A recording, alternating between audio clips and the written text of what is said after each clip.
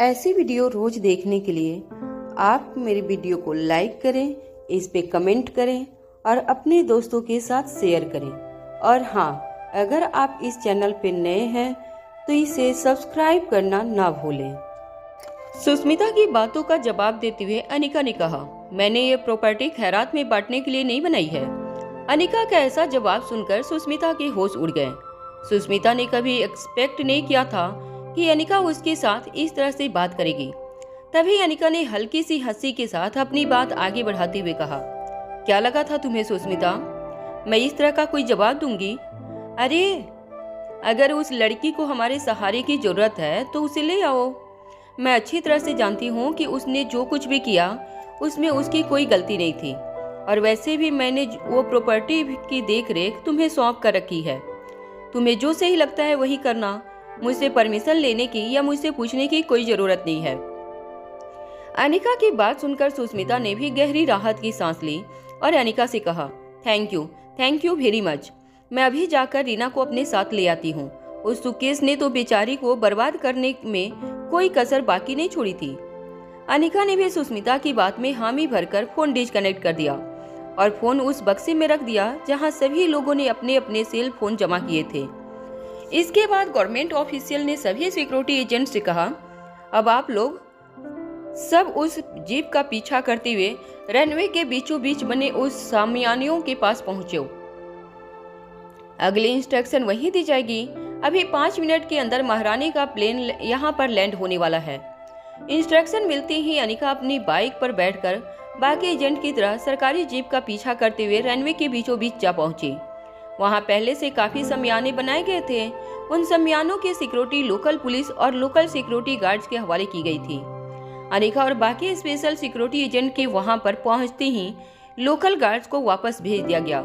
उन गार्ड को पिछले 7 दिनों से वहां पर तैनात किया गया था ताकि पूरे होल्ड एयरपोर्ट पर एक बार सिक्योरिटी स्कैन किया जाए और इस बात की तसल्ली कर ली जाए कि किसी ने भी महारानी के प्लेन के लैंड होने से पहले किसी भी तरह के बम या आर्म एंड अम्यूनिशन को प्लांट न किया हो। लोकल गार्ड के जाने के बाद चीफ गवर्नमेंट ऑफिशियल ने सभी स्पेशल एजेंट को एड्रेस करते हुए कहा, देखिए अभी 3 मिनट में महारानी का प्लेन यहाँ पर लैंड होने वाला है। मैं आप सबको ये बता देना चाहता हूँ कि हमारे देश के लिए यह बहुत गर्व की बात है कि महारानी यहाँ पर पधार रही हैं और हम उनके सिक्योरिटी में एक छोटी सी चूक भी नहीं होने देंगे। इस वक्त महारानी की जिंदगी हम सब की जिंदगियों से ज्यादा कीमती है। उनकी जिंदगी से हर खतरा दूर करने के लिए हमें अगर हमारी जिंदगी भी दांव पर लगानी पड़े तो हम पीछे नहीं हटेंगे। हिटमैन ऑर्गेनाइजेशन का ग्रुप और अनिका का ग्रुप अलग अलग टुकड़ियों में बटे हुए थे। गवर्नमेंट ऑफिशियल की बात सुनने के बाद मेलकम ने जोर से अपना एक पांव जमीन पर पटकते हुए कहा, महारानी की सुरक्षा ही हमारी जिंदगी का सबसे बड़ा मिशन है। मेलकम की बात सुनते ही उसके ग्रुप वालों ने भी जोर से आवाज निकालते हुए कहा, यस सर। हालांकि अनिका बड़ी ही कैजुअली गवर्नमेंट ऑफिशियल की सारी बातें सुन रही थी। मेलकम की हरकतों को देखकर अनिका समझ गई थी कि मेलकम सबको इम्प्रेस करना चाहता था। इस तरह की अल्टरनेटनेस दिखाकर वो यह साबित करना चाहता था कि वो कितना वफादार है और उसे अपना काम कितना पसंद है। मगर अनिका अच्छी तरह से जानती थी कि इस तरह जोर जोर से पांव पटकने से दिमाग में अल्टरनेस नहीं आती थी। अल्टरनेस आती थी अपने चारों ओर नजरें जमाकर, हर वक्त खतरे का सामना करने की तैयारियां रखकर। जब अनिका ये सब कुछ सोच ही रही थी तब अचानक ही आसमान में महारानी के प्लेन की आवाज जोर जोर से गूंजने लगी। सभी लोगों ने जब ऊपर देखा तो महारानी का प्लेन तेजी से रनवे की ओर लैंड करने के लिए आगे बढ़ रहा था। सभी स्पेशल सिक्योरिटी एजेंट ने अपनी अपनी पोजीशन ले ली। महारानी का प्लेन एक धमाके के साथ जमीन पर लैंड हुआ। धमाके की आवाज सुनकर सभी लोग हैरानी से प्लेन की ओर देखने लगे, मगर यह धमाका कोई बम का नहीं था।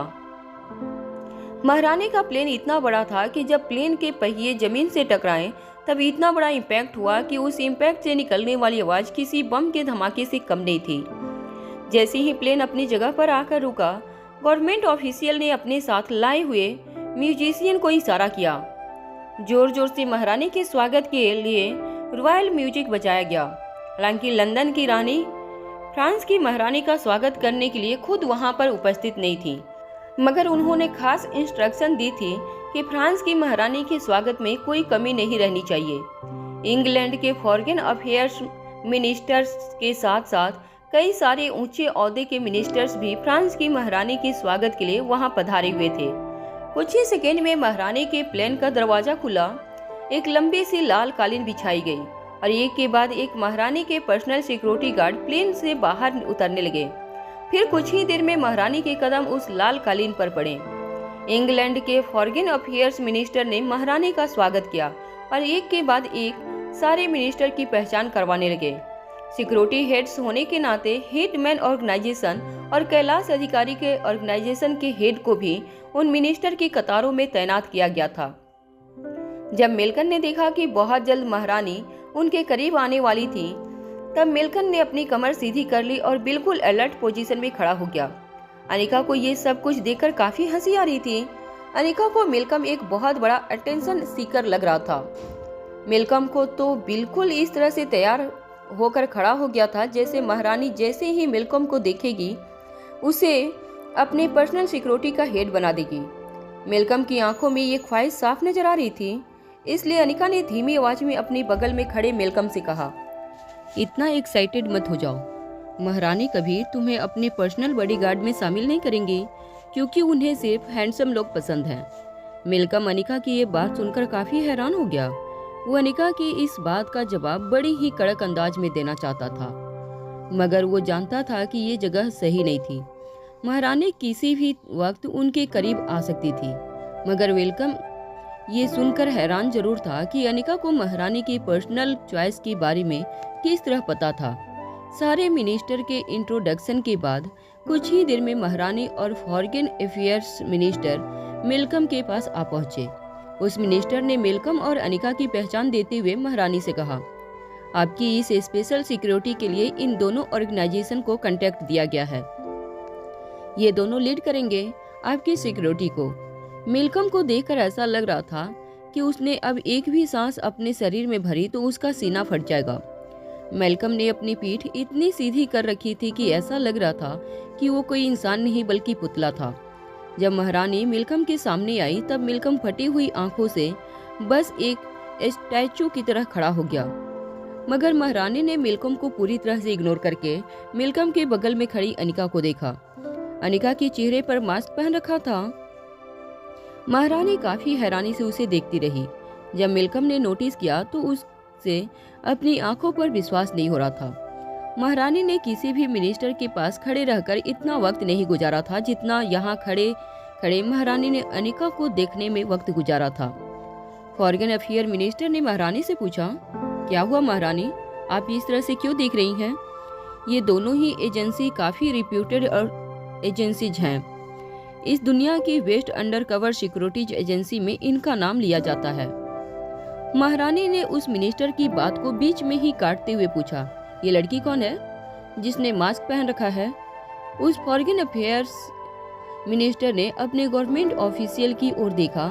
इशारा मिलते ही वो गवर्नमेंट ऑफिशियल महारानी के पास आकर अपने दोनों हाथ बड़े ही अदब से जोड़कर कहने लगा, योर हाईनेस, ये ब्लैक कैट है। अंडर कवर सिक्योरिटी एजेंट में इनका नाम सबसे ऊपर लिया जाता है। आई एम श्योर कि आपने भी इनके बारे में जरूर सुना होगा। महारानी ने ब्लैक कैट के बारे में काफी कुछ सुन रखा था और इसलिए महारानी के सिक्योरिटी ऑफिशियल ने पहले ही ये बात कॉन्फी कर दी थी कि महारानी की सिक्योरिटी के लिए ब्लैक कैट को स्पेशली अपॉइंट किया जाए। मगर इस वक्त महारानी अपने सामने जिस लड़की को देख रही थी उसे देखकर ऐसा लग रहा था जैसे इस लड़की को महारानी ने पहले भी कभी देखा था।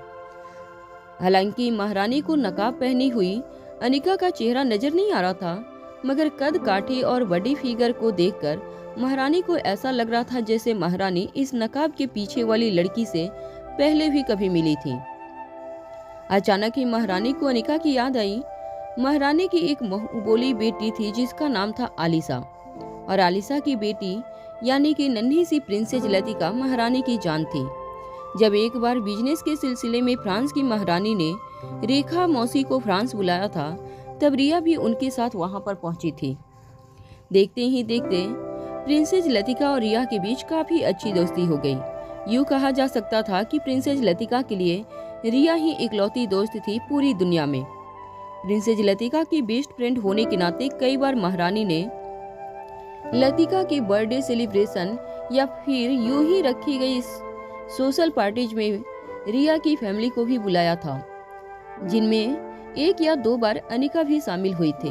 दरअसल हुआ यूं था कि महारानी ने एक पार्टी ऑर्गेनाइज करते हुए फ्रांस के सबसे बेहतरीन इंटरटेनर्स को पार्टी में शामिल किया था, जिससे पार्टी में आने वाले गेस्ट का मनोरंजन किया जा सके। अक्सर महारानी की रखी गई पार्टीज में जो लोग आते थे वो पार्टीज की काफी तारीफ किया करते थे। रानी माँ की गुड लुक्स में आने के लिए अक्सर लोग बोरिंग पार्टी की भी काफी तारीफ किया करते थे। महारानी और प्रिंसेस लतिका के नजदीक आने के लिए लोग अक्सर झूठी तारीफों के पुल बांधा करते थे। लतिका को लोगों का यह स्वभाव बिल्कुल पसंद नहीं आता था, इसलिए कहीं न कहीं रिया का बिल्कुल बिंदास स्वभाव प्रिंसेस लतिका को बड़ा पसंद आता था। प्रिंसेस लतिका अच्छी तरह से जानती थी कि रिया कभी झूठी तारीफें नहीं करती थी। उसे जो सही लगता था और जो सच लगता था वही कहती थी। रिया के साथ रहकर प्रिंसेस लतिका काफी कंफर्टेबल महसूस किया करती थी। रिया की माँ यानी कि अनिका एक दिन उस पार्टी में एक टेबल पर सर रखकर सो गई। जब महारानी अनिका के पास गई और अनिका को जगाकर पूछा कि क्या हुआ, वो इस तरह से सो क्यों गई है, कहीं उसकी तबीयत तो ठीक नहीं है, तो अनिका ने बड़ी कैजुअली महारानी को जवाब दिया था, नहीं ऐसा कुछ नहीं है, पार्टी में बहुत बोर हो रही थी इसीलिए सो गई। अनिका की इस बात ने महारानी का ईगो पूरी तरह से झंझोड़ कर रख दिया था। हालांकि अनिका रिया की माँ थी और रेखा मौसी की मानी हुई बेटी, इसलिए इस रिश्ते को नजर में रखते हुए महारानी ने अनिका के खिलाफ कोई एक्शन नहीं लिया। मगर उस दिन से महारानी और अनिका के बीच में एक कोल्ड वार शुरू हो गई थी। दोनों की पर्सनालिटीज में कोई मैच नहीं था। महारानी काफी तेज तरह और एनर्जेटिक औरत थी, जबकि हमेशा से महारानी को लगता था कि अनिका एक सुस्त और लेजी लड़की थी। यहाँ तक तो सब कुछ ठीक था, मगर महारानी और अनिका के बीच में तनाव की असली वजह था रोहित मारवा, द बिजनेस टाइकून। दरअसल आलिसा यानी कि प्रिंसेस लतिका की माँ भारतीय मूल की लड़की थी और महारानी चाहती थी कि उसकी शादी भी किसी भारतीय मूल के लड़के के साथ हो।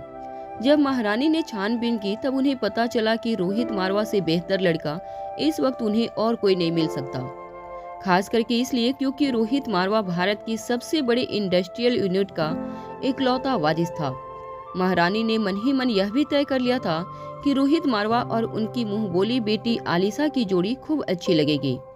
मगर जब महारानी को इस बात का पता चला कि रोहित ने अपनी जीवन साथी के रूप में अनिका को चुना था, तब महारानी की चिढ़ अनिका के लिए और भी ज्यादा बढ़ गई थी। हालांकि रिया और रेखा मौसी की रिलेशंस की वजह से महारानी ने इस रिश्ते को रोकने के लिए कोई पहल नहीं की, मगर अनिका का नाम का कांटा उनकी आंखों में बार बार चुभने लगा था। महारानी की नजरों में अनिका एक आलसी और सुस्त लड़की थी।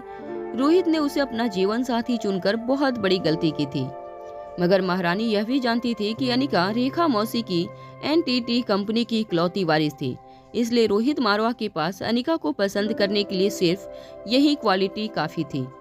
अचानक ही अनिका से रिलेटेड बीती सारी बातें महारानी की नजरों के सामने एक एक पल में उड़ान भरती हुई निकल गई। मगर महारानी जानती थी कि जो लड़की नकाब पहने इस वक्त उनके सामने खड़ी थी वो दुनिया की सबसे बेहतरीन सिक्योरिटी एजेंट ब्लैक कैट थी, और ब्लैक कैट की क्वालिटीज महारानी ने अच्छी तरह से जानती थी।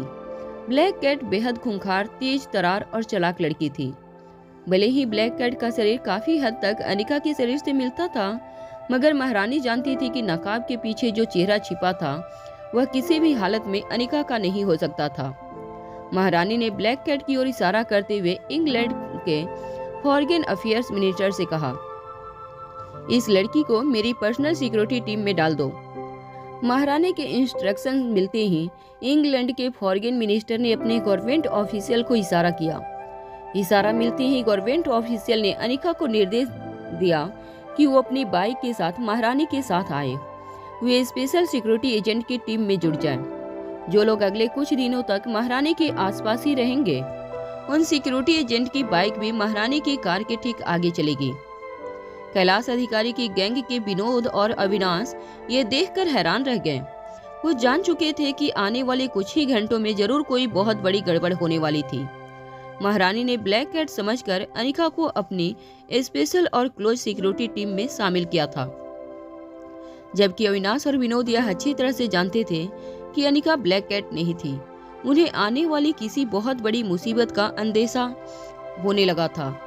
अनिका अपनी ड्यूटी करने के लिए जब अपनी बाइक के पास पहुंची, तब अचानक ही महारानी की क्लोज सिक्योरिटी ऑफिसरों में से एक ने उस गवर्नमेंट ऑफिशियल से कहा, अरे नहीं, इस तरह वो हमारी टीम को ज्वाइन नहीं कर सकती।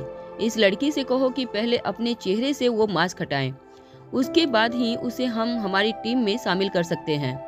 आखिर ये महारानी की क्लोज सिक्योरिटी का सवाल है, नकाब के पीछे कोई भी हो सकता है। हम इसे इस तरह से अपनी टीम में शामिल होने की इजाजत नहीं दे सकते।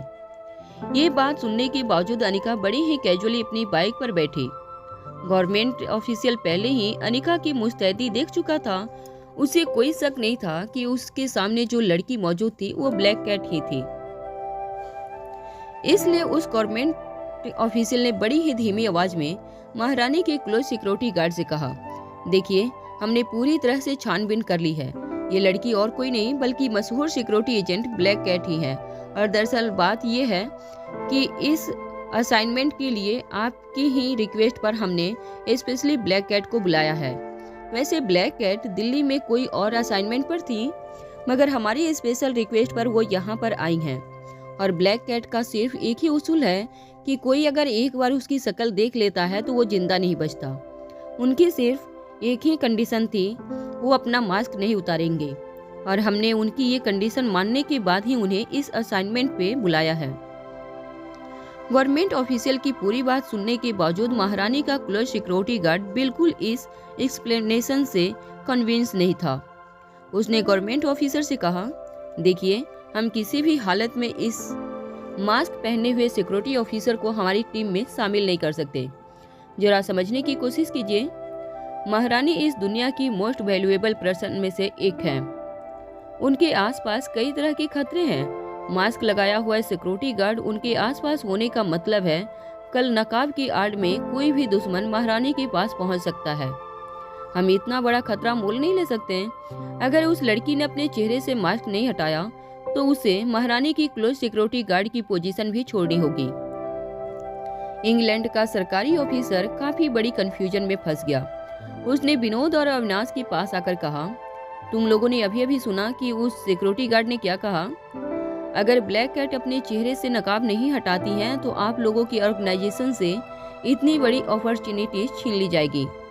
अविनाश और विनोद दोनों ही समझते थे कि अगर ब्लैक कैट महारानी की क्लोज सिक्योरिटी गार्ड बन जाती हैं तो ये उनकी ऑर्गेनाइजेशन के लिए कितनी बड़ी बात हो सकती है। आज तक कैलाश अधिकारी और उसकी गैंग अंडरग्राउंड सिक्योरिटी एजेंट का काम करते थे, लेकिन महारानी अगर ब्लैक कैट को अपनी पर्सनल सिक्योरिटी में शामिल कर लेती हैं तो उनकी गैंग पर लगा हुआ अंडरवर्ल्ड का टैग हमेशा हमेशा के लिए मिट जाएगा। मगर अविनाश और विनोद ये भी अच्छी तरह से जानते थे कि नकाब के पीछे जो लड़की थी वो ब्लैक कैट नहीं थी। उनकी एक तरफ आग थी तो दूसरी तरफ खाई। उन दोनों को समझ नहीं आ रहा था कि वो क्या डिसीजन ले। उनके चेहरे पर कंफ्यूजन देखकर तुरंत उनके पास खड़े मेलकम ने गवर्नमेंट ऑफिशियल से कहा, देखो, आप लोगों ने मैंने जो पहले ही कहा था, जरूर कोई न कोई गड़बड़ है। अब आप ही देखिए, इतनी बड़ी अपॉर्चुनिटी मिली है। महारानी ने खुद उस लड़की को अपना क्लोज सिक्योरिटी गार्ड बनाने का फैसला किया है, मगर अफसोस वो लड़की अपने चेहरे से नकाब नहीं हटा सकती। नकाब ना हटाने की सिर्फ एक ही वजह है, क्योंकि नकाब के पीछे जो लड़की है वो ब्लैक कैट है ही नहीं। इन लोगों की गैंग ने बहुत बड़ा फ्रॉड किया है आप लोगों के साथ। हालांकि विनोद और अविनाश दोनों जानते थे कि मेलकम जो कुछ भी कह रहा था वो बस सच था, मगर किसी तरह अपने आप को डिफेंड करते हुए विनोद ने कहा, ये बिल्कुल गलत है। ये लड़की ब्लैक कैट ही है। अभी अभी हम सबने देखा है अपनी आंखों से कि किस तरह से ये लड़की अपना और अपने साथियों का बचाव कर सकती है। अब आप ही लोग कहो, क्या किसी मामूली लड़की के बस में यह सब कुछ करना है? मेलकम ने तो खुद इसकी फुर्ती और ताकत का एक्सपीरियंस किया है। अब आप लोग ही बताइए, क्या एक मामूली लड़की हिटमैन ऑर्गेनाइजेशन के मुखिया को इतनी आसानी से बीट कर सकती है? इंग्लैंड का गवर्नमेंट ऑफिशियल अविनाश और विनोद की बात अच्छी तरह से समझ सकता था, मगर उसके पास और कोई चारा नहीं था। महारानी के इकलौते सिक्योरिटी गार्ड ने अपना फैसला सुना दिया था। उसने कह दिया था कि अगर ब्लैक कैट अपने चेहरे से नकाब नहीं हटाती है तो उसे महारानी के क्लोज सिक्योरिटी गार्ड की टुकड़ी में रहने का भी कोई अधिकार नहीं था। अविनाश ने उस गवर्नमेंट ऑफिशियल से रिक्वेस्ट करते हुए कहा, देखिए सर, हमने आपसे पहले भी कहा था कि ब्लैक कैट नकाब नहीं उतारेंगे। तब आपसे हमारी बात को मंजूरी भी दी गई थी और अब अचानक आप ये शर्त रख रहे हैं। उस गवर्नमेंट ऑफिशियल ने जवाब देते हुए कहा, देखिए ये शर्त मेरी नहीं है, खुद महारानी के पर्सनल टीम ने ये रिक्वेस्ट की है। हम दोनों देशों के बीच में समझौता हुआ है कि महारानी की सिक्योरिटी में किसी भी तरह की छूट नहीं बरती जाएगी। अब आप फैसला लोगों को करना है, अब आप क्या करना चाहते हैं।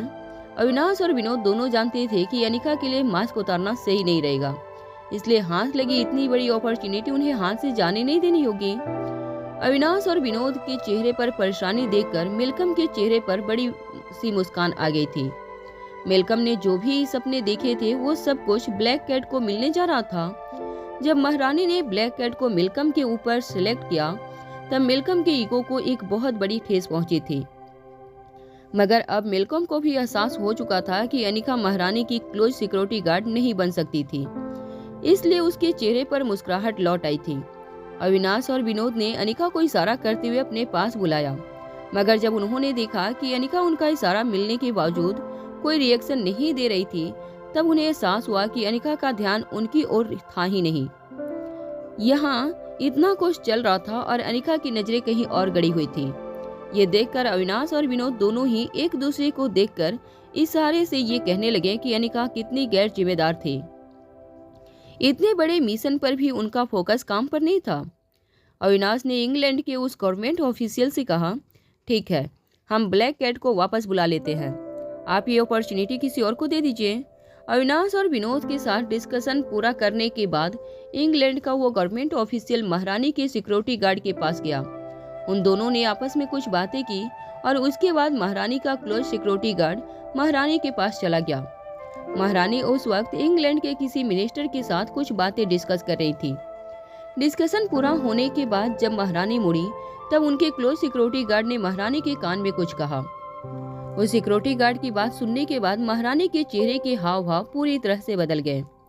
महारानी ने अनिका जिस डायरेक्शन में बाइक पर बैठी थी उस ओर देखा और अपने पर्सनल सिक्योरिटी गार्ड के कान में कुछ कहा। ये सारा नजारा देखकर मेलकम के चेहरे की मुस्कुराहट बढ़ती ही जा रही थी। मेलकम ने अविनाश और विनोद की ओर देखकर कहा, अरे अरे अरे मुझे तो बहुत बुरा लग रहा है। यह तो ठीक है, ऐसा ही हुआ कि हाथ आया मगर मुंह न लगा। जो कंटेक्ट हासिल करने के लिए दुनिया भर की एजेंसी यहाँ अपना दिन रात एक करती है, वो कंटेक्ट तुम लोगों को बिना मेहनत के ही मिल गया था। अरे अगर ब्लैक कैट महारानी की क्लोज सिक्योरिटी गार्ड में शामिल हो जाती तो तुम्हारी गैंग बिल्कुल हिटमैन ऑर्गेनाइजेशन की तरह एक व्हाइट कॉलर ऑर्गेनाइजेशन बन जाती। मगर अफसोस, तुम्हारी इस नकली ब्लैक कैट ने तुम्हारी नाक कटवा दी। अपनी काली करतूतों को सफेद चोला पहनाने की तुम्हारी सारी साजिशें नाकाम हो गई। अविनाश और विनोद दोनों जानते थे कि ये मेलकम जानबूझकर उसके जख्मों पर नमक लगा रहा था, मगर उसके पास इस वक्त मेलकम की बातें चुपचाप सुन लेने के अलावा और कोई रास्ता भी नहीं था। उनका खुद का सिक्का खोटा था, ऐसे में वो कर भी क्या सकते थे। वहाँ अनिका बाइक पर बैठी हुई महारानी के पास खड़े एक सिक्योरिटी गार्ड को बड़े ही ध्यान से देख रही थी। 6.5 फुट का कद, बड़ी ही टोन्ड और मस्कुलर बॉडी, कथई आंखें, चेहरा बिल्कुल कसा हुआ। टाइट ब्लैक जैकेट में भी उसका शरीर हर मस्कल परफेक्टली टोन्ड दिखाई दे रहा था। अनिका ने ये कद काठी और ये शरीर पहले भी कहीं दिखा था, बस फर्क इतना था कि आज तक उसने जब भी उस आदमी को देखा था तब ये आदमी एक मास्क के पीछे छुपा हुआ रहता था, मगर महारानी की क्लोज सिक्योरिटी गार्ड की हैसियत से ये आदमी आज पहली बार अनिका को बिना नकाब के दिखा था। अनिका जिस आदमी को घूर घूर कर देख रही थी वो आदमी और कोई नहीं बल्कि शक्तिशाली गेंडा था। अचानक ही महारानी के पीछे खड़े शक्तिशाली गेंडे की नजरें अनिका से टकराई।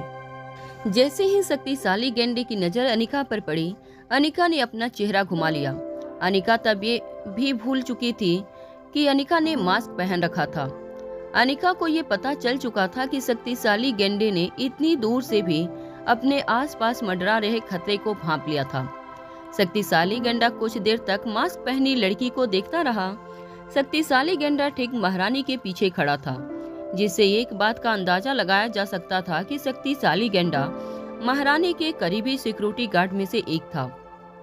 हालांकि महारानी के सबसे नजदीक जो सिक्योरिटी गार्ड खड़ा था वो शक्तिशाली गेंडा था, जो इस बात को दर्शाता था कि महारानी को शक्तिशाली गेंडे पर सबसे ज्यादा भरोसा था। कुछ देर बाद शक्तिशाली गेंडे ने अनिका से अपनी नजरें हटा ली और फिर से आसपास की जगह पर मुआयना करने लगा। फिर अचानक अनिका की नजर सामने खड़े विनोद और अविनाश पर पड़ी। विनोद और अविनाश काफी देर से अनिका को इशारा करके अपने पास बुला रहे थे।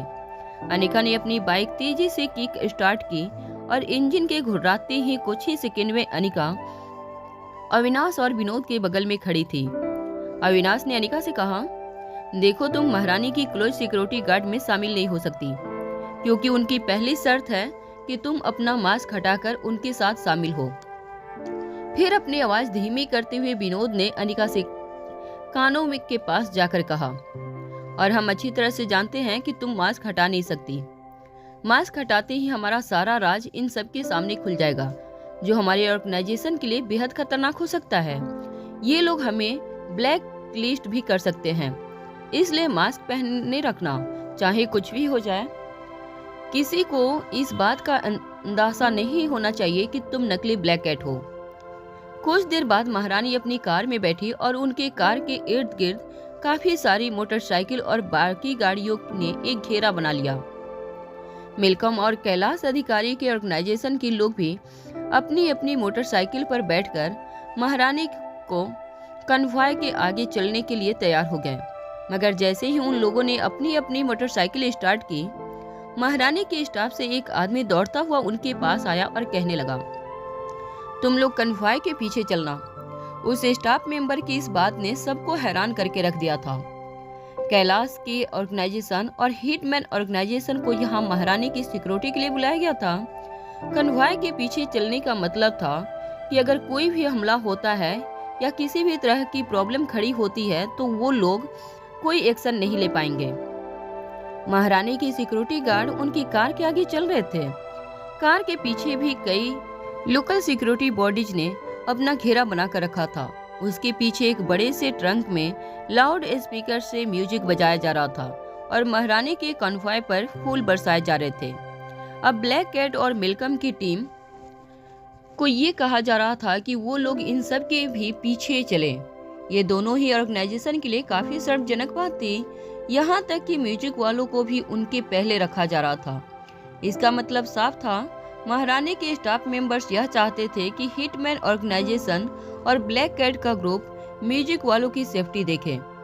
उस स्टाफ मेंबर ने न जानने से पहले मिल्कम और अनिका की ओर देखकर कहा, आगे की इंस्ट्रक्शन तुम्हें होटल पर दी जाएगी। अब तुम लोग उन सब म्यूजिक वालों के पीछे अपनी अपनी मोटरसाइकिल लेकर घेरा बना लो। जाओ जल्दी, अभी कन्वॉय शुरू ही होने वाला है। मिल्कम के चेहरे पर यह बात सुनने के बाद गुस्सा साफ नजर आ रहा था। वो अपना गुस्सा अंदर दबा कर नहीं रख पाया। मिल्कम ने अपनी आवाज ऊंची करते हुए उस स्टाफ मेंबर से कहा, एक मिनट, हम लोगों को महारानी की पर्सनल सिक्योरिटी का कॉन्ट्रैक्ट दिया गया है। हमें इस तरह से पीछे भेजने का क्या मतलब है? यह हमारी ऑर्गेनाइजेशन की शान के खिलाफ है। मिल्कम और उस स्टाफ मेंबर के बीच में चल रहे डिस्कशन को देखकर इंग्लैंड का वो गवर्नमेंट ऑफिशियल दौड़कर उनके पास आया और कहने लगा, क्या हुआ जेंटलमैन, कोई प्रॉब्लम है? महारानी की सिक्योरिटी के स्टाफ मेंबर ने गवर्नमेंट ऑफिशियल की ओर देखकर कहा, देखो, हमने तुमसे कहा था कि महारानी की सिक्योरिटी का पूरा चार्ज हम लोग लेंगे। हम जब चाहें, जिसे चाहें, जहां पोजीशन देंगे, उन्हें ब्लाइंडली हमारे इंस्ट्रक्शन को फॉलो करना होगा। इंग्लैंड के गवर्नमेंट ऑफिशियल ने उस आदमी की बात का जवाब देते हुए कहा, हाँ जी बिल्कुल, हमारे सारे लोग आपको कोऑपरेट करने के लिए बिल्कुल तैयार हैं। तभी उस आदमी ने मिल्कम की ओर इशारा करते हुए कहा, मगर यह जनाब तो मना कर रहे हैं, वो हमारे ऑर्डर्स नहीं मानना चाहते। इसका क्या मतलब है?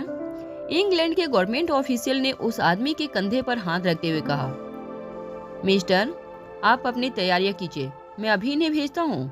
Don't worry, everything is fine. वह आदमी बड़ी बड़ी आंखों से कुछ देर तक मेलकम को घूरता रहा और फिर वहां से चला गया। उस आदमी के जाते ही मेलकम ने इंग्लैंड के गवर्नमेंट ऑफिशियल से कहा, देखिए, आप लोगों ने हमें सिक्योरिटी की जिम्मेदारी सौंपी है। अब इस तरह से हमें बैंड बाजे वालों के साथ रखकर क्या साबित करना चाहते हैं? उस गवर्नमेंट ऑफिशियल ने मेलकम की बात का जवाब देते हुए कहा, देखो, हमने उनके साथ कांटेक्ट किया है कि हम महारानी की सिक्योरिटी में किसी भी तरह की ढील नहीं बरतेंगे। वो जो कहेंगे उन्हें कोऑपरेट किया जाएगा और हमारे बीच जो कांटेक्ट हुआ है उसमें भी साफ लिखा गया है कि तुम उनके हर इंस्ट्रक्शन को फॉलो करना है। अभी इनके ईगो बीच में मत लेकर आओ। तुम जानते हो अच्छी तरह से कि अगर तुमने यह काम करने से अब इस वक्त मना किया तो हम तुम्हारी एजेंसी का लाइसेंस कैंसिल कर सकते हैं। इसके बाद तुम्हें कभी कोई सिक्योरिटी असाइनमेंट नहीं मिलेगा। भले ही उस गवर्नमेंट ऑफिशियल ने यह बात मेलकम से कही थी, मगर यह बात दोनों ही ऑर्गेनाइजेशन के लिए लागू करती थी। ब्लैक कैट के साथ आए हुए लोगों को भी वही करना होगा जो महारानी की पर्सनल सिक्योरिटी वाले चाहते थे। नकाब पहनी अनिका ने मेलकम की ओर देखकर कहा, मुझे लगता है हमें वक्त बर्बाद नहीं करना चाहिए और जल्दी से अपनी ड्यूटी पर लग जाना चाहिए। यह कहने के बाद अनिका तेजी से अपनी बाइक लेकर बताई हुई पोजीशन पर चली गई। अनिका का पीछा करते हुए कैलाश के लोग भी जल्दी से अपनी अपनी जगह पर तैनात हो गए। मेलकम भी अच्छी तरह से जानता था कि उसके पास और कोई रास्ता नहीं था, इसलिए धीरे धीरे मेलकम अपने आदमियों के साथ मिलकर अनिका और बाकी लोगों के साथ अपनी बताई हुई पोजीशन पर पहुंच गया। ग्रुप लीडर होने के नाते ब्लैक कैट और मेलकम के पास सबसे बड़ी और सबसे तेज बाइक थी। फिर कुछ सेकंड बाद एक बीगुल बचा और बीगुल के बजते ही महारानी का पूरा कन्वॉय एक साथ एयरपोर्ट से रवाना होने के लिए निकल पड़ा। जोर जोर से म्यूजिक बजाया जा रहा था। लंदन की सड़कों पर बनाए हुए एक खास रूट पर महारानी का पूरा कन्वे चलने लगा। रास्तों पर इकट्ठा हुए लोग महारानी का स्वागत करने लगे। फ्रांस और इंग्लैंड के बीच दोस्ती की कसीदे पढ़े जाने लगे। म्यूजिक ट्रक के पीछे चल रहे अनिका और मेलकम के सिक्योरिटी एजेंट को म्यूजिक वालों में ही समझा जा रहा था। मेलकम को इस बात को लेकर काफी शर्मिंदगी महसूस हो रही थी। मेलकम ने अपने साथ चल रही अनिका से कहा, इससे ज्यादा शर्मजनक बात हम लोगों में से किसी ने आज से पहले महसूस नहीं की होगी। चलो माना कि तुम नकली ब्लैक कैट हो, मगर फिर भी तुम्हारे अंदर भी सेल्फ रेस्पेक्ट नाम की कोई चीज तो होगी। तुम्हें आज जिस काम के लिए भेजा गया था उस काम को छोड़कर तुम्हें भी बैंड वाला समझा जा रहा है। क्या ये सब कुछ देखकर भी तुम्हारा खून नहीं खौल रहा? काफी देर से मेलकम अनिका को उकसाने की कोशिश कर रहा था, मगर अनिका बड़े ही ध्यान से अपनी मोटरसाइकिल चला रही थी और आसपास नजरें घुमाकर ये इंश्योर कर रही थी कि कोई अटैक महारानी के कन्वे पर लंच नहीं होने वाला था। अनिका को इतनी सीरियसली काम करते हुए देखकर मेलकम ने अनिका की हंसी उड़ाते हुए कहा, अरे ये क्या कर रही हो? इतना ढोंग मत करो। मैं अच्छी तरह से जानता हूँ कि तुम नकली ब्लैक कैट हो। अगर ब्लैक कैट भी यहाँ पर होती तो इतनी मुस्तैदी से काम नहीं करती जितना तुम करने की कोशिश कर रही हो। अब भूल जाओ वह सपने देखना। महारानी ने तुम्हें अपनी क्लोज सिक्योरिटी में शामिल तो किया था, मगर तुमने अपने ही हाथों से वो मौका गवा दिया है। अब ज्यादा सपने मत देखो, वो मौका तुम्हें दोबारा नहीं मिलने वाला है। मेलकम की इस बार बात सुनकर अनिका ने बाइक चलाते हुए मेलकम की ओर मुड़कर कहा, मौका तो दोबारा जरूर मिल जाएगा, मगर महारानी की जान अगर एक बार चली गई तो दोबारा लौट कर नहीं आएगी।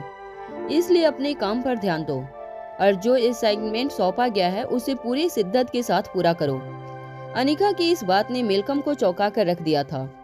चाहे फिजिकल फाइट हो या वर्बल फाइट, अनिका ने मेलकम को बुरी तरह पछाड़ कर रख दिया था। कुछ देर बाद पूरा का पूरा काफिला लंदन के एक 7 स्टार होटल में जा पहुंचा। गवर्नमेंट ने महारानी के लिए पूरा का पूरा 7 स्टार होटल बुक करवाया था। उनकी पर्सनल सेफ्टी और सिक्योरिटी के लिए यह कदम उठाया गया था।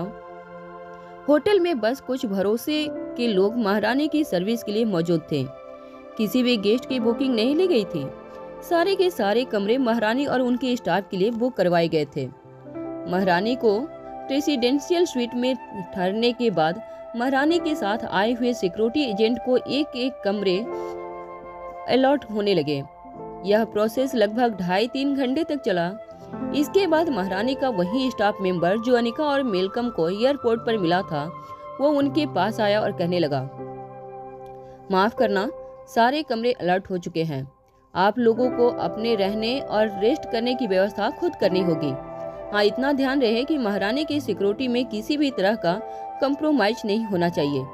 हर 2 घंटे में शिफ्ट बदली जाएगी और बारी बारी से लोग आराम करने जाएंगे।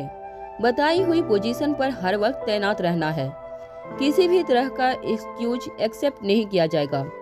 महारानी की सेफ्टी और सिक्योरिटी में किसी भी तरह से कंप्रोमाइज नहीं होना चाहिए। इस बात का ख्याल ग्रुप के लीडरों को रखना है। उस आदमी के जाने से पहले मेलकम और अविनाश ने उस आदमी से पूछा, 1 मिनट, मगर हमारे लिए कमरे क्यों नहीं अलॉट हुए? उस आदमी ने पीछे मुड़कर बड़े एटीट्यूड से कहा, सुना नहीं तुम लोगों ने? मैंने अभी अभी तो कहा कि सारे कमरे अलॉट हो चुके हैं। तुम लोग सिक्योरिटी एक्सपर्ट हो या कोई नौसिखिया? तुम्हें तो अनजान लोगों की बातों पर भी ध्यान रखना है।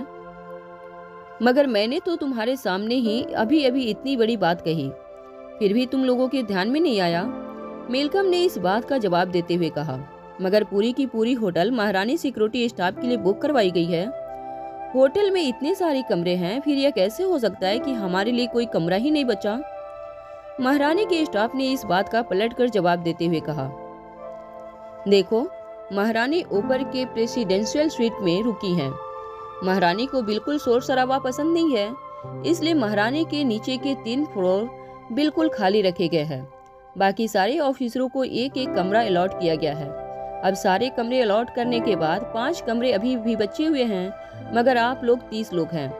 अब 30 लोगों में 5 कमरे अगर मैं बांटूंगा तो आप लोगों के अंदर ही अंदर काफी तनाव पैदा हो जाएगा। इसलिए बेहतर यही होगा कि आप लोग अपने आराम करने की व्यवस्था खुद ही अरेंज कर लें। मेलकम अच्छी तरह से जानता था कि ये काफी ज्यादती थी। इस तरह से उनकी हर बात मानकर काम करने का मतलब था कि अपने सेल्फ रेस्पेक्ट को उनके कदमों में झुका कर रख देना, जो मेलकम को बिल्कुल पसंद नहीं था। इससे पहले कि मेलकम उस स्टाफ मेंबर से कुछ कहता, मेलकम के कानों पर एक आवाज पड़ी, ठीक है, आप जो कहेंगे वो हम सब करेंगे। महारानी की सिक्योरिटी हमारी जिम्मेदारी है। आप बेफिक्र होकर अपने कमरे में जाकर रेस्ट कीजिए। मेलकम हैरान होकर पीछे मुड़कर देखने लगा। जब शक्तिशाली गैंडे ने पीछे मुड़कर यह देखने की कोशिश की कि पीछे से आ रही आवाज किसकी थी, तो वह यह देखकर हैरान हो गया कि अनिका ने यह बात कही थी। महारानी के स्टाफ से आए हुए ऑफिसर के पास आते हुए अनिका ने कहा, हम लोग अपनी ड्यूटी पूरी ईमानदारी के साथ करेंगे। हमें आराम करने की चिंता आपको करने की जरूरत नहीं है। अनिका ने भी यह बात बड़े ही एटीट्यूड के साथ कही थी। उस ऑफिसर ने अनिका की ओर देखकर अपनी नाक सहलाई और वहां से निकल गया। उस ऑफिसर के जाते ही मेलकम ने अविनाश और विनोद की ओर देखकर कहा, यह क्या तरीका है काम करने का? काम करने के लिए हम अपने रिस्पेक्ट को किसी के पैरों तले नहीं कुचल सकते। अगर तुम लोग इसी तरह सर झुकाकर काम करना चाहते हो तो तुम लोग अपने साथ साथ हमारी भी गर्दन शर्म से झुका रहे हो। काम करने के लिए और पैसों के लिए मैंने किसी को इतना झुकते हुए पहले कभी नहीं देखा। अनिका को मेलकम के फिजूल बातों में कोई इंटरेस्ट नहीं था, इसलिए अनिका उसकी बात का कोई जवाब दिए बिना चुपचाप अपने हाथ पर हाथ डालकर खड़ी रही। विनोद ने मेलकम की ओर देखकर कहा, देखो मेलकम, हम भी सर उठाकर काम करने वाले में से हैं, मगर इस वक्त हमें जिस काम के लिए अपॉइंट किया गया है, हमें सबसे पहले वह काम करना है। हम यहाँ छुट्टियां मनाने नहीं आए हैं, बल्कि महारानी की सिक्योरिटी के लिए आए हैं। रही बात हमारी मान सम्मान की, बस एक बार काम पूरा हो जाए उसके बाद हम सोचेंगे कि हमारी इस बेइज्जती का बदला कैसे लेना है। मगर यह मत भूलो कि फिलहाल हमने अगर कोई भी कदम उठाया तो दोनों देशों के बीच आए डिप्लोमेटिक समझौते पर इसका असर पड़ सकता है और हम दोनों सिक्योरिटी एजेंसी को लाइफ टाइम ब्लैक लिस्ट में किया जा सकता है। मालकम के आदमी भी ये बात अच्छी तरह से समझ रहे थे, इसलिए अपने गुस्से पर काबू पाते हुए मालकम ने अपने आदमियों से कहा, ठीक है, एक काम करो, बारी बारी से गाड़ियों में जाकर आराम करो, बताई गई ड्यूटी अच्छी तरह से निभाओ। अविनाश और विनोद ने भी एक राहत की सांस ली और अपने आदमियों की ओर देखकर कहा, हाँ, हम भी ऐसा ही करेंगे। ड्यूटी पर जो लोग तैनात होंगे वह लोग सिर्फ 2 घंटे के लिए काम करेंगे, तब तक बाकी के लोग कार में जाकर आराम कर सकते हैं। और अनिका, तुम्हें यहाँ आने की कोई जरूरत नहीं है। अगर कोई इमरजेंसी हुई तो ही तुम्हें बुलाया जाएगा। तुम जाकर कार में आराम करो। विनोद और अविनाश का यह फैसला सुनकर मालकम ने फिर से अपनी आवाज ऊंची करते हुए कहा, अरे क्यों? वह क्यों काम नहीं करेगी? हम सब इसी तरह लगातार आने वाले 3 दिनों तक अपनी ड्यूटी निभाते रहेंगे और यह मैडम आराम करेंगी। इसका क्या मतलब हुआ? अविनाश ने इस बार मिल्कम के सामने अपनी आवाज ऊंची करते हुए कहा, क्योंकि वह एक लड़की है। समझने की कोशिश करो। हालांकि मिल्कम को अब तक अनिका पर काफी चिढ़ हो रही थी, मगर मिल्कम चाहे कितना भी बदतमीज हो, वह इतना बुरा नहीं था कि इतनी सेंसिटिव ही बात ना समझ सके। इसलिए अपने दोनों हाथ अपने कमर पर रखकर मिल्कम वही खामोश खड़ा रह गया। कुछ देर में महारानी के स्टाफ से एक आदमी होटल लॉबी में आया और मिल्कम और अविनाश के हाथ में उनकी ड्यूटी लिस्ट थमा दी। सारा प्लान उन दोनों को समझाकर वह आदमी वहां से चला गया। मिल्कम और अविनाश ने अपने अपने लोगों को ड्यूटी सौंपी और जरूरी इंस्ट्रक्शन दे दी। वो सुनने के बाद अनिका होटल कार पार्किंग में जाकर एक कार में रेस्ट करने चली गई। अनिका ने कार का एसी ऑन किया और कार सीट को पीछे धकेलते हुए आंखें बंद करके सो गई। अनिका जानती थी कि आने वाले 3 दिनों तक इसी तरह अनिका को अपनी नींद पूरी करनी होगी, मगर अनिका के लिए इस मिशन पर होना बहुत जरूरी था। अभी अनिका मन ही मन यह सारी बातें सोच रही थी कि अचानक बाहर खड़े 2 लोगों की बातों पर अनिका का ध्यान पड़ा। एक आदमी अपने साथी से कह रहा था, मेरे तो समझ में नहीं आ रहा है कि यह स्पेशल मेहमान के लिए इतनी तैयारियां क्यों की जा रही है। तभी उसके साथी ने जवाब देते हुए कहा, माना जा रहा है कि फ्रांस की महारानी और इंग्लैंड के प्रेसिडेंट दोनों उस आदमी से मिलना चाहते हैं। पता नहीं कोई हाई लेवल मीटिंग होगी शायद। अब इतने बड़े लोगों की क्या प्लानिंग हो सकती है, भला वह हम सब कैसे जान सकते हैं। तभी उसके साथी ने हैरानी जताते हुए कहा, मगर मेरी समझ में नहीं आ रहा है कि आखिर एक इंटरनेशनल डॉन के साथ यह लोग क्यों मीटिंग कर रहे हैं। भला इतने सातिर बिजनेसमैन के साथ इन्हें क्या काम हो सकता है। द किंग के बारे में तो मैंने यह भी सुन रखा है कि वह बिजनेसमैन कम और अंडरवर्ल्ड का सबसे पावरफुल डॉन ज्यादा है। उस आदमी की बात सुनते ही उसके साथी ने अपने होंठ अपनी उंगली पर रखते हुए कहा, अरे चुप हो जाओ, किंग का नाम जरा धीरे से लिया करो। तुम जानते नहीं वह कितना पावरफुल आदमी है। जरा सोचो, दुनिया के इतने बड़े लोग उस आदमी के साथ एक मीटिंग करने के लिए इतना इंतजाम कर सकते हैं, तो उस आदमी की वैल्यू क्या होगी। द किंग कोई छोटा मोटा आदमी नहीं है। माना जा रहा है कि किंग को सिक्योरिटी देने की जिम्मेदारी खुद महारानी ने उठाई है और महारानी अपने पर्सनल क्लोज सिक्योरिटी गार्ड को किंग की सिक्योरिटी के लिए भेजने वाली है। यह बात सुनकर अनिका की आंखों से नींद गायब हो गई थी। बूढ़े बाबा ने हॉस्पिटल में अनिका से कहा था कि उसे किंग के साथ दोस्ती बनानी है। अगर दुनिया की खतरनाक ताकतों से अनिका को लड़ना है तो किंग के साथ उसका दोस्ती करना बेहद जरूरी था। अनिका जिसे अपना दोस्त बनाना चाहती थी, वह कुछ ही देर में महारानी से मीटिंग करने के लिए आने वाला था और अनिका की जिंदगी का सबसे बड़ा दुश्मन इस वक्त महारानी की सिक्योरिटी में शामिल था। अनिका जानती थी कि आने वाले 3 दिन उसके लिए बेहद इम्पोर्टेंट होने वाले थे, मगर किसी तरह अनिका किंग के साथ मिलने की प्लानिंग करना चाहती थी।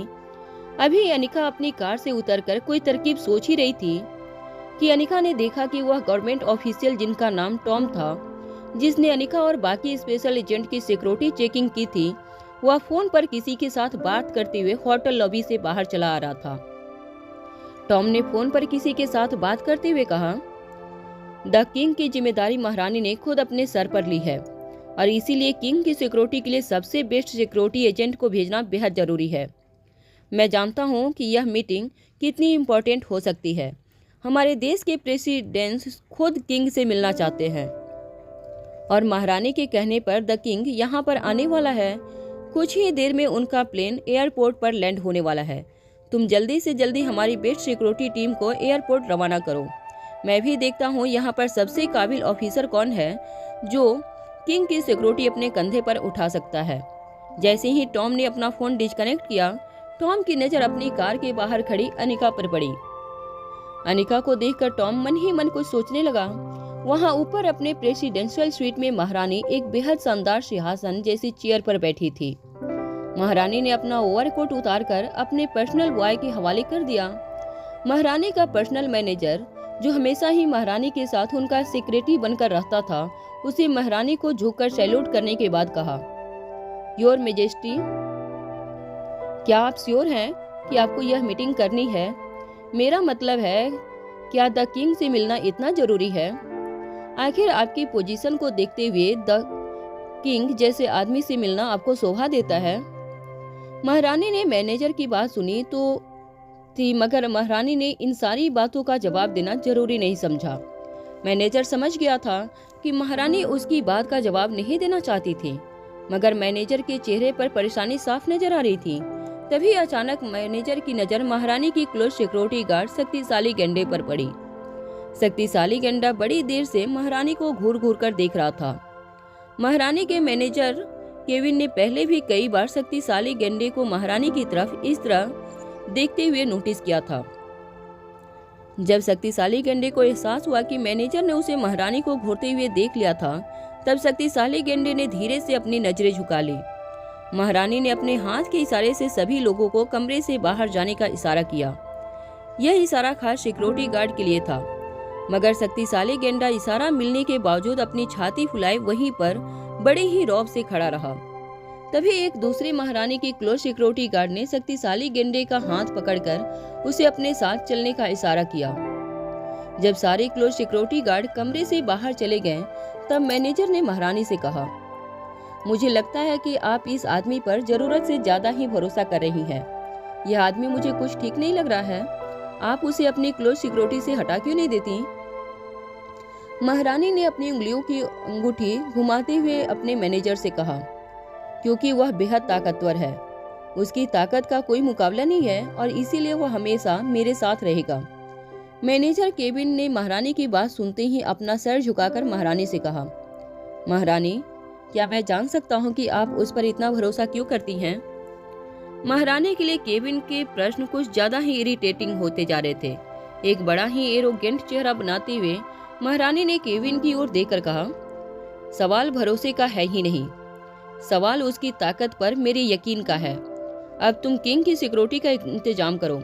एक काम करो, तुम उसी गार्ड को किंग की सिक्योरिटी पर लगा दो। इस बात पर हैरान होते हुए मैनेजर ने महारानी से कहा, आपको जिस सिक्योरिटी गार्ड पर सबसे ज्यादा यकीन है, उसे आप किंग की सिक्योरिटी के लिए लगाना चाहती हैं? अगर हम उसे वहां पर भेज देते हैं और यहाँ पर कोई खतरा महसूस होता है, तब क्या करेंगे? महारानी ने इस बार तेज नजरों से अपने मैनेजर की ओर देखकर कहा, क्यों तुम मर गए हो क्या? क्या तुम मेरी सिक्योरिटी की जिम्मेदारी नहीं उठा सकते? बाकी की सिक्योरिटी गार्ड भी तो हैं। यह पूरी की पूरी होटल मेरी सिक्योरिटी के लिए बुक करवाई गई है। न सिर्फ हमारे सिक्योरिटी गार्ड, बल्कि इंग्लैंड की सरकार ने जो स्पेशल एजेंसी अपॉइंट की है, उनके गार्ड भी तो हैं। क्या वह लोग मेरी सुरक्षा नहीं कर सकते? केविन ने अपना सर झुकाते हुए महारानी से कहा, आई एम सॉरी मैम, मैं भी कुछ ज्यादा ही कह गया। अपनी बात पूरी होने के बाद महारानी मन ही मन कुछ सोचने लगी। फिर महारानी ने फिर से अपनी उंगलियों की अंगूठियों को घुमाते हुए केविन से कहा, अरे स्पेशल एजेंसी से याद आया, वह लड़की क्या नाम है उसका? Black cat. एक काम करो, उस ब्लैक कैट को मेरी सिक्योरिटी सौंप दो, फिर तो तुम्हारे सर से भी टेंशन कम हो जाएगा। महारानी की बात सुनने के बाद केविन ने महारानी से कहा, अरे नहीं नहीं मैडम, वह लोग तो बहुत ही गैर जिम्मेदार लोग हैं। मुझे उन एजेंसी के लोगों पर बिल्कुल भरोसा नहीं है। आप बिल्कुल फिक्र मत कीजिए, हम लोग हैं ना आपकी सिक्योरिटी के लिए। मैं उस सिक्योरिटी गार्ड को किंग की सिक्योरिटी के लिए भेज देता हूँ और यहाँ पर हम सब मिलकर आपकी सिक्योरिटी की देखभाल करेंगे। महारानी ने भी इस बार अपने मैनेजर की बातों पर ज्यादा ध्यान नहीं दिया। महारानी के कमरे से बाहर निकलने के बाद केविन ने शक्तिशाली गेंडे को किंग की सिक्योरिटी सौंपते हुए उसे एयरपोर्ट भेज दिया। अपने बाकी के गार्ड्स के सारे इंस्ट्रक्शन देने के बाद केविन अपने कमरे में चला गया। अपनी जेब से एक बड़ी सी सिगार निकालने के बाद केविन ने उस सिगार को अपने मुंह में रखा और लाइट कर दिया। धुआं छोड़ते हुए जब केविन ने अपनी बालकनी से नीचे की ओर देखा, तब उसने एक बड़ी ही अजीब बात देखी। पार्किंग लॉट में खड़ी अनिका, जिसे वह ब्लैक कैट के नाम से जानता था, वो अपने हाथ में एक इलेक्ट्रॉनिक डिवाइस लिए महारानी के प्रेसिडेंशियल स्वीट की ओर देख रही थी। इससे पहले कि महारानी का मैनेजर केविन अनिका के हाथों में वह इलेक्ट्रॉनिक डिवाइस देख पाता, अनिका अपनी कार के अंदर फिर से बैठ गई। अनिका के हाथ में एक फोन जैसा गैजेट था जिसमें अनिका बड़ी ही गौर से कुछ देख रही थी। दरअसल अनिका किसी भी तरह से किंग के करीब पहुंचना चाहती थी, जिसके लिए अनिका को किंग को या महारानी को इम्प्रेस करना बेहद जरूरी था। इसलिए अनिका ने एक इलेक्ट्रॉनिक गैजेट के जरिए यह पता लगाने की कोशिश की कि होटल या होटल के आसपास कहीं से कोई ऐसा सिग्नल मिले जिसमें दो लोग आपस में सैटेलाइट फोन के जरिए बात कर रहे हों। अनिका जानती थी कि अगर महारानी पर अटैक प्लान किया जाने वाला था तो जरूर उनके दुश्मन सैटेलाइट फोन के जरिए एक दूसरे के साथ बात करके अपनी प्लान एग्जीक्यूट करेंगे। सैटेलाइट फोन की बातों को इंटरसेप्ट करना किसी आम हैकर के बस में नहीं था, मगर अब अनिका धीरे धीरे हैकिंग की दुनिया की सबसे बड़ी खिलाड़ी मानी जाने लगी थी। कुछ देर तक अनिका ने इलेक्ट्रॉनिक डिवाइस अपने हाथों में पकड़ रखा था, मगर उसे कोई सस्पिशियस सिग्नल नजर नहीं आया। फिर कुछ देर बाद अचानक होटल के आसपास के एरिया से एक सस्पिशियस सिग्नल नजर आने लगा। अनिका ने किसी तरह उस सिग्नल को इंटरसेप्ट करके जब उस सैटेलाइट कॉल के जरिए होने वाली आवाजों को सुना तो वह दंग रह गई। होटल के आसपास के ही किसी जगह से एक आदमी अपने साथी से बात कर रहा था। वह उसे कह रहा था, देखो अभी अभी मुझे खबर मिली है कि महारानी का जो सबसे भरोसेमंद सिक्योरिटी गार्ड था उसे कहीं और शिफ्ट किया जा रहा है। हमारे पास यह सही मौका है महारानी को खत्म करने का। तभी उसके साथी ने उसकी बात का जवाब देते हुए कहा, पर तुम यह क्या कह रहे हो? सिर्फ एक सिक्योरिटी गार्ड के जाने से महारानी की सिक्योरिटी कमजोर थोड़ी पड़ जाएगी। बाकी के सिक्योरिटी गार्ड भी तो वहां पर मौजूद हैं। अपने साथी की बात सुनने के बाद उस आदमी ने जवाब देते हुए कहा, अरे उन सब से तो आसानी से निपटा जा सकता है। असली खतरनाक सिक्योरिटी गार्ड को महारानी की क्लोज सिक्योरिटी से दूर किया जा रहा है। वह अकेला ही एक पूरी फौज के बराबर है। उसके हट जाने से महारानी की सिक्योरिटी काफी हद तक कमजोर पड़ जाएगी। बाकी सारे सिक्योरिटी गार्ड को आसानी से निपटाया जा सकता है। एक बात कान खोलकर सुन लो, अगर महारानी को खत्म करने का हमारा मिशन पूरा करना है तो यही एक चांस है हमारे पास। हमारा मिशन पूरा करने के लिए सिर्फ आज की रात है। यह कहने के बाद वह फोन डिस्कनेक्ट हो गया। पूरी बात सुनने के बाद अनिका काफी हैरान रह गई। अनिका किसी भी तरह इस अटैक को नाकाम करना चाहती थी। हालांकि अनिका को इस वक्त महारानी की जान की फिक्र नहीं थी। वह बस किसी तरह किंग को अपना दोस्त बनाना चाहती थी। ऐसा नहीं था कि अनिका को किसी की जान की परवाह नहीं थी, मगर अनिका अब तक इतना जान चुकी थी कि शक्तिशाली गेंडा महारानी का काफी करीबी था। शक्तिशाली गेंडा कितना खतरनाक आदमी था यह बात तो अनिका अच्छी तरह से जानती थी। अब अनिका यह भी जान चुकी थी कि अलेक्जेंडर महारानी के ही महल के बेसमेंट में कई सालों तक बंद रहा था। इसका मतलब साफ था कि क्रिस्टोफर की खतरनाक ऑर्गेनाइजेशन भी महारानी के महलों के ठीक नीचे काम कर रही थी। कहीं न कहीं अनिका को यकीन था कि महारानी इन सारी बातों में इन्वॉल्व थी। हो सकता था कि क्रिस्टोफर का बाप, जिसने खतरनाक इस ऑर्गेनाइजेशन की नींव रखी थी, वह महारानी के इशारे पर काम करता हो। अनिका इतने वक्त में इतना तो जान चुकी थी कि क्रिस्टोफर महज एक ज्यादा था जो किसी के इशारों पर काम कर रहा था। महारानी के खिलाफ कई सारे सबूत थे जो इस ओर इशारा कर रहे थे। यह सारी की सारी प्लानिंग मास्टरमाइंड और कोई नहीं बल्कि खुद महारानी थी। अनिका किसी भी हालत में महारानी के कमरे में दाखिल होकर सच्चाई जानना चाहती थी। अनिका जो कि खुद ब्लैक कैट थी, उसके लिए ऐसा करना ज्यादा मुश्किल काम नहीं था।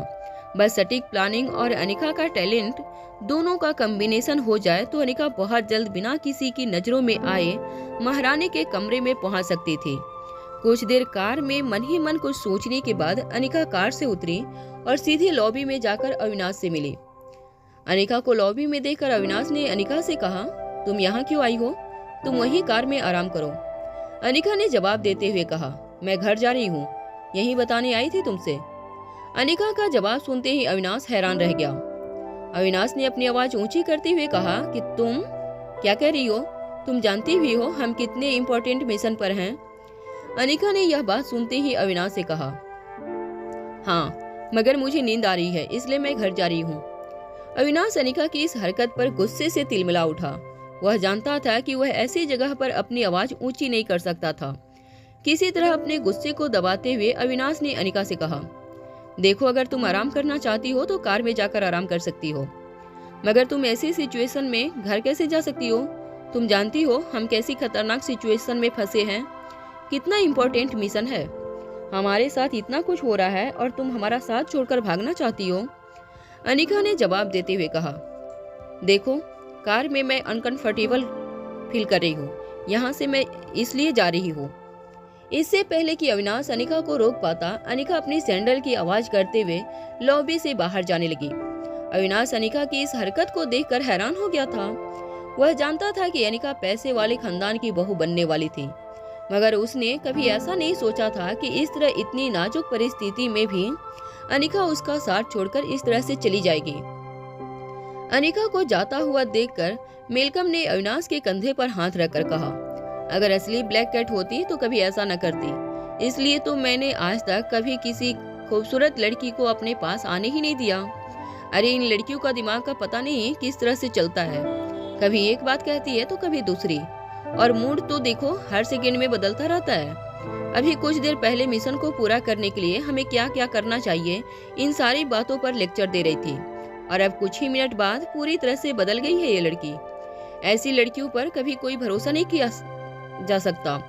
हालांकि अविनाश के मन में भी वही सारी बातें चल रही थी जो मेलकम कह रहा था, मगर वह इतनी आसानी से यह कबूल नहीं करने वाला था कि कैलाश की ऑर्गेनाइजेशन ने ब्लैक कैट की जगह एक नकली लड़की को ब्लैक कैट बनाकर इस मिशन पर भेजा था। वहां होटल लॉबी से निकलने के बाद अनिका ने अपने कदम तेज कर लिए। अनिका जानती थी कि उसके पास वक्त बहुत कम था। महारानी ने शक्तिशाली गेंडे को किंग की सिक्योरिटी के लिए भेज दिया था, और अनिका अच्छी तरह से जानती थी कि वह बाकी बॉडीगार्ड्स को आसानी से हैंडल कर सकती थी। बस किसी तरह अनिका को महारानी के कमरे में एंटर होना था। शक्तिशाली गेंडे की गैर मौजूदगी अनिका का काम आसान कर सकती थी। अब तक अनिका इतना तो जान चुकी थी कि वह दुनिया में किसी के साथ भी लड़ सकती थी, मगर लड़ाई में शक्तिशाली गेंडे से जीतना अनिका के लिए काफी मुश्किल था। होटल लॉबी से बाहर निकलने के बाद अनिका पार्किंग लॉट में पीछे एक अंधेरे कोने में जाकर एक पेड़ के पीछे छुप गई। अनिका के पास वह आइडेंटिटी कार्ड था जिसके जरिए वह होटल में कहीं भी आ जा सकती थी। अनिका आज किसी भी हालत में महारानी के सर्च से पर्दा उठाना चाहती थी। अनिका ने इस मिशन पर आने से पहले ही सोच लिया था कि वह महारानी के राज को जानकर रहेगी। आखिर हजारों बच्चों की जिंदगी एक पावर ड्रग की वजह से गई थी। यहाँ तक कि अनिका के बेटे अलेक्जेंडर ने भी 6 साल महारानी के महल के नीचे एक अंधेरे बेसमेंट में गुजारे थे। अनिका महारानी ने के किए हुए हर पाप का बदला लेना चाहती थी। अगर महारानी सचमुच दोषी निकली तो अनिका उन्हें सजा देने की भी प्लानिंग कर सकती थी, मगर सबसे पहले यह जरूरी था कि अनिका किसी तरह बिना लोगों की नजरों में आए महारानी के कमरे में दाखिल हो। महारानी होटल की 6ठी मंजिल पर एक प्रेसिडेंशियल स्वीट में रुकी हुई थी। अनिका को किसी भी हालत में यह 6 फ्लोर की बिल्डिंग से बाहर से चढ़ाई करनी थी, बिल्कुल किसी जंगली बिल्ली की तरह। हालांकि अनिका जानती थी कि वह यह काम आसानी से कर सकती थी, मगर किसी भी की नजरों में न आना सबसे बड़ा चैलेंज था। अनिका ने काले कपड़े और काला मास्क पहन रखा था। शाम के 6 बज रहे थे। अंधेरा होने वाला था, मगर स्ट्रीट लाइट्स अभी ऑन नहीं हुई थी। ऐसे में अनिका जानती थी कि अगर उसने ब्राउन कलर के कपड़े पहने तो वह आसानी से लोगों की नजरों से बचकर शाम की ढलती रोशनी में होटल बिल्डिंग पर चढ़ाई कर सकती थी। अनिका ने अपना मास्क उतारा और धीरे धीरे अपने सारे कपड़े उतारने लगी। पूरे होटल को खाली करवाया गया था और पार्किंग लॉट के अंधेरे कोने में खड़ी अनिका पर किसी की नजर नहीं पड़ती। यह बात अनिका अच्छी तरह से जानती थी। अनिका अपने साथ अलग अलग रंग के जंप सूट्स लाई थी। अनिका ने मिशन की पूरी तैयारियां रेखा मौसी के महल से निकलने से पहले ही कर ली थी। ब्राउन कलर का जंप सूट पहनने के बाद अनिका अपने बाल बांध लिए और एक ब्राउन कलर की गोल्फ कैप पहनकर अनिका अपने दोनों हाथ अपनी जेब में डालकर चुपके से होटल बिल्डिंग की ओर चली गई। अनिका अच्छी तरह से जानती थी कि वहां पर सिक्योरिटी तैनात थी और कौन सा रूट खाली था, क्योंकि अभी अभी अनिका ने बड़े ही ध्यान से होटल सिक्योरिटी की पूरी प्लानिंग अच्छी तरह से समझ ली थी। बिल्डिंग के पास पहुंचने के बाद अनिका ने ड्रेनेज पाइप का सहारा लेकर एक एक करके होटल की मंजिलों पर चढ़ाई करना शुरू किया। बड़े ही धीरे से अनिका अपने हाथों के सहारे से अपने शरीर को ऊपर की ओर खींचने लगी।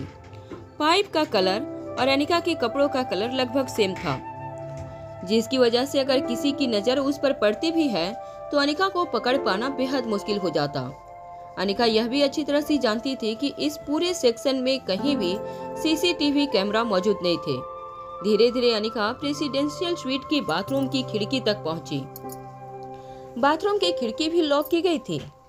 अनिका ने अपनी जेब से एक बड़ी सी सुई निकाली और उसे चाबी की तरह की होल में डालकर घुमाने लगी। अनिका ने अपने पूरे शरीर का वजन अपने एक हाथ पर संभाल कर रखा था, मगर फिर भी ऐसा लग रहा था मानो अनिका के चेहरे पर कोई परेशानी या थकान महसूस नहीं हो रही थी। अनिका को देखकर ऐसा लग रहा था जैसे यह उसका रोज का काम था। कुछ देर बाद खिड़की के लॉक के खुलने की आवाज आई। अनिका ने बड़े ही धीरे से बाथरूम की खिड़की ऊपर की ओर खींची और अपना एक हाथ बाथरूम की दीवार पर रखकर बड़ी ही आसानी से बाथरूम के अंदर चली गई। प्रेसिडेंशियल स्वीट का बाथरूम लगभग किसी किंग साइज के बेडरूम जितना बड़ा था। अंदर पहुंचने के बाद अनिका ने बड़े ही आराम से बाथरूम की खिड़की को बंद कर दिया। हालांकि अनिका जानती थी कि शक्तिशाली गेंडा इस वक्त महारानी की सिक्योरिटी टीम में नहीं था, मगर फिर भी अनिका की दिल की धड़कन काफी तेज होने लगी थी। अनिका सच जानने से पहले पकड़ी नहीं जाना चाहती थी। जैसे ही अनिका ने बाथरूम का दरवाजा हल्का सा खोला, अनिका ने देखा कि महारानी अपने पर्सनल सेक्रेटरी के साथ अपनी स्टडी से बाहर निकले। उनके सेक्रेटरी ने महारानी से पूछा, मैडम प्लीज आज तो बता दीजिए कि आखिर यह किंग है कौन? आप उससे क्यों मिलना चाहती हैं? कम से कम मुझे उसका नाम तो बता दीजिए। महारानी हालांकि अपनी सारी पर्सनल बातें अपने सेक्रेटरी के साथ शेयर नहीं करती थी, मगर इस बार अपने हाथ में पकड़ी हुई किताब एक साइड टेबल पर रखते हुए महारानी ने अपने सेक्रेटरी से कहा, किंग को लोग सिर्फ किंग के नाम से जानते हैं, मगर उसका असली नाम है रोहित मारवा। यह नाम सुनते ही बाथरूम के दरवाजे पर खड़ी अनिका के होश उड़ गए।